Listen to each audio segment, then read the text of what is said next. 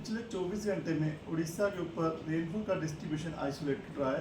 सबसे अधिक वर्षा जो है रायगढ़ के भीषम कटक में 19.6 मिलीमीटर दर्ज की गई है।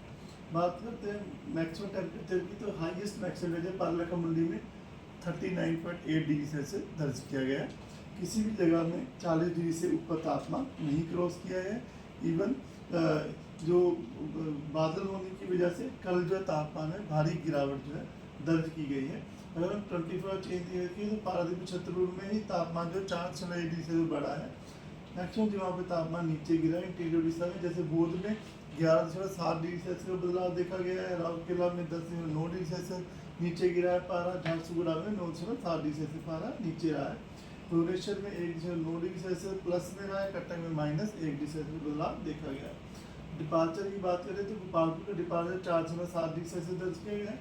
हीराकुद का -8.6, सुंदरगढ़ का -7.7, तितलागढ़ का -7.6 डिग्री सेल्सियस, भुवनेश्वर में 0.3 और कटक में -1.7 डिग्री सेल्सियस डिपार्चर दर्ज किया गया है।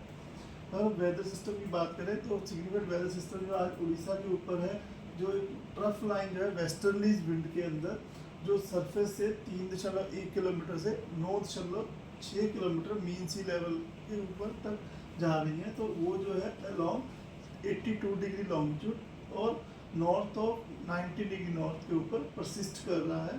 इस ट्रफ की वजह से जो है आज हमारे उड़ीसा के ऊपर बादल जो मौसम रहेगा, जिसमें कि बारिश की बात करें तो रेनफॉल का डिस्ट्रीब्यूशन आइसोलेटेड डिस्ट्रीब्यूशन दिया गया है।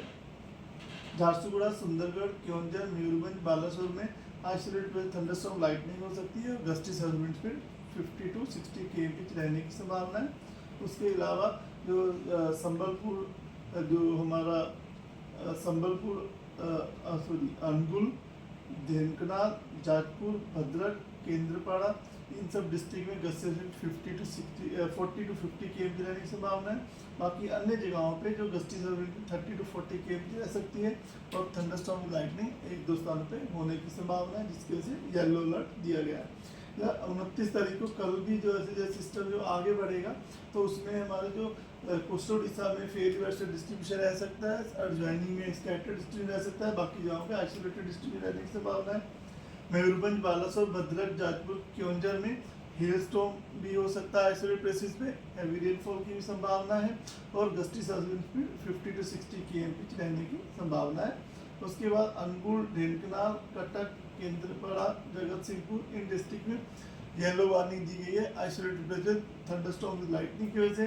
गस्टी सर्विंट स्पीड 40-50 km रहने की संभावना है और हैवी रेनफॉल की भी संभावना है। बाकी अन्य जगहों में जहाँ आप येलो वार्निंग देख रहे हैं वहाँ पर जो गस्टी सर्विंट स्पीड 30-40 km रह सकती है और thunderstorm with lightning isolated places में होने की संभावना की वजह से येलो अलर्ट दिया गया है।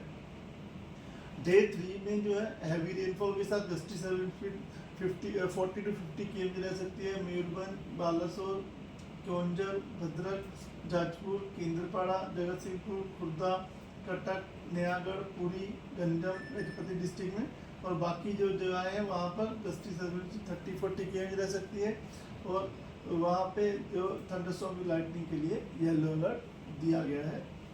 इसी बार डे 4 में 1 तारीख को जो है मयूरभंज, बालासोर, क्योंझर, अनुगुल, ढेंकनाल, जाजपुर, भद्रक ये सब डिस्ट्रिक्ट में gusty service speed 40 to 50 km रह सकती है और थंडरस्टॉर्म विद लाइटनिंग हो सकती है ऐसे प्लेसेस पे।